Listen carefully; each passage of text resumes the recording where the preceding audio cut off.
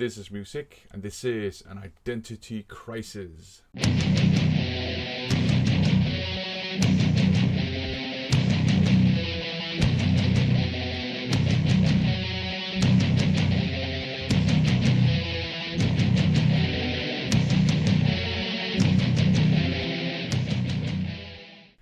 Deadful Rick from the Deadful Minutes has reached 600 subs. Congratulations, it's well deserved. If you don't know his channel, the Deadful Minutes, it's a vinyl community channel, and he shows pretty much everything from within and beyond the world of metal. He does mainly long form videos and also does live streams every now and then, and he just seems to be a super nice guy. So I obviously want to celebrate that he's reached 600 subs, and to celebrate this, he's launched a contest, and this is my entry into that contest. The concept is identity, and he's kept it open-ended. So the idea is to show music that somehow represents our identity or reflects our identity in one way or another.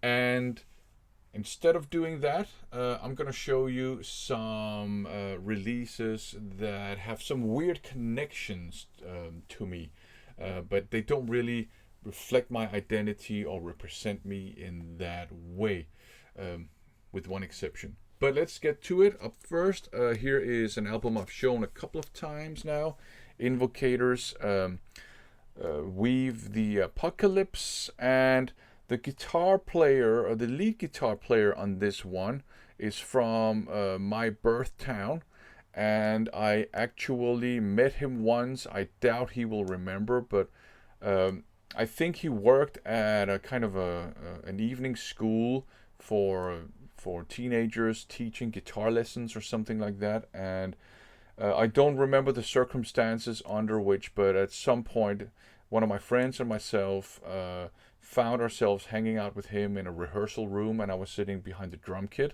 and we were jamming a bit. Like I said, I don't think he would remember this, but I thought it was a pretty fun experience. He's a great guitarist. His solos on here are just fantastic. They're melodic. So there you go. That was one kind of connection there. Up next, here you have Mersey, self-titled. They are from my birth town as well. And a member from my family actually knew the guitarist's mother. I think they only knew each other superficially, but there's a connection there, in addition to them being from the same town as me. Sadly, the guitarist died in a hang glider accident, tragically. This is great melodic hard rock with some bluesy undertones. I think later they played blues rock, but this one is pretty damn good. So there you go, another connection. Up next we have some Merciful Fate, Melissa here. So the connection is, of course, they're from the same country as me. And the vocalist, King Diamond's real first name is the same name as my first name, so there's a connection there too. And as far as I understand, he used to live in a part of town that borders the district of Copenhagen that I live in now. So there's a bit of a connection there, and I have been to that part of town. I actually, without even knowing it, found myself in the kitchen of the bass player of one of the prominent Danish death metal bands who lived out there at that point in time. I was there to pick up a guitar pedal that my dad had bought from him.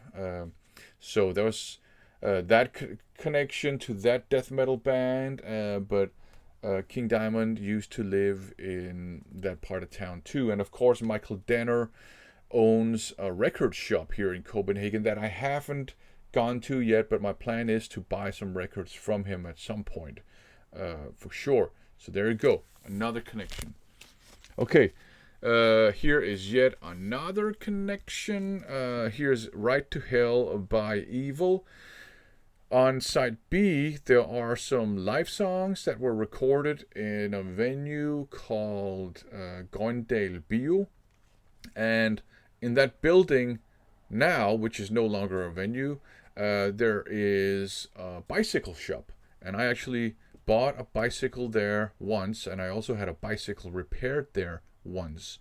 Uh, so there's that connection. Also, they're still an active band, and it's straight up heavy metal, and it's good stuff.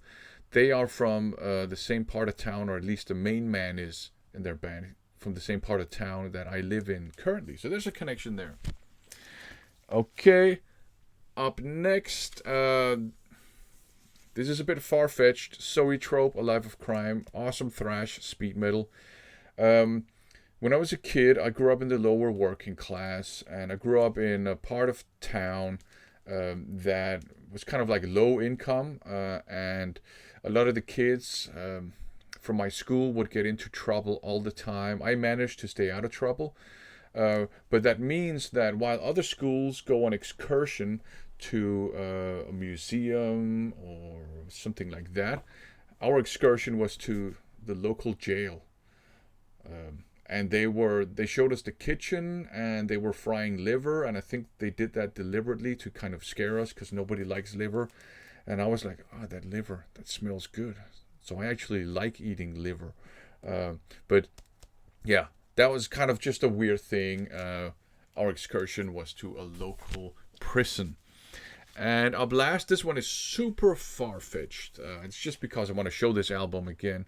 13th by Misako Hanju, 80s female-fronted heavy metal album. Misako Hanju is the singer. She has a nice kind of shouty rock and roll style of singing.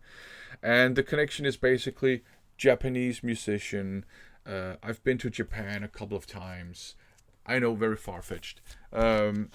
Great place to visit. I have some very good friends in Japan. Love the food. The people are super nice. The cities are fascinating. The nature is breathtaking.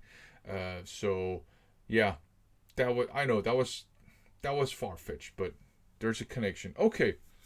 So far, I've actually kind of failed to live up to the criteria that Deadful Rick has set up. But this one here, I can say there's something on here that represents me, that I can identify with myself, because I actually play the guitar on one of the songs on here. So I think I actually managed to just live up to the requirements. Again, check out the Dreadful Minutes. It's a great channel, especially if you like your metal content.